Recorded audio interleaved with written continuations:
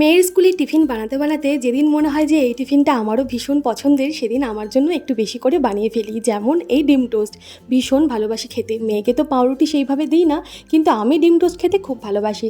আজকে মেয়ের সাথে আমাকেও একটু বেরোতে হবে, তাই জন্য ওর সাথেই আমার জলখাবারটাও তৈরি করে নিলাম। একটু গাজর গ্রেট করে পেঁয়াজ কুচি আর কাঁচা লঙ্কা কুচি দিয়ে ডিম দুটো লবণ গোলমরিচের গুঁড়ো দিয়ে ভালোভাবে ফেটিয়ে নিলাম। এদিকে তাওয়াতে একটু মাখন দিয়ে প্রথমে এই ব্রেডটাকে হালকাভাবে সেঁকে নামিয়ে ওই তাওয়াতেই আরও কিছুটা মাখন ব্রাশ করে ডিমের গোলাটা ঢেলে ওপর থেকে পাউরুটিগুলো ভালোভাবে সাজিয়ে দিলাম। এরপর ভালোভাবে কেটে টুকরো টুকরো করে এপিট ওপিট সুন্দরভাবে পাউরুটিগুলো ভেজে নিলাম।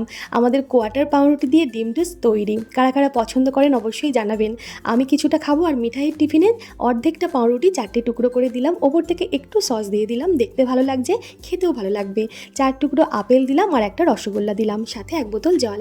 কেমন লাগলো আজকের টিফিন বক্স আইডিয়া জানাবেন। ধন্যবাদ।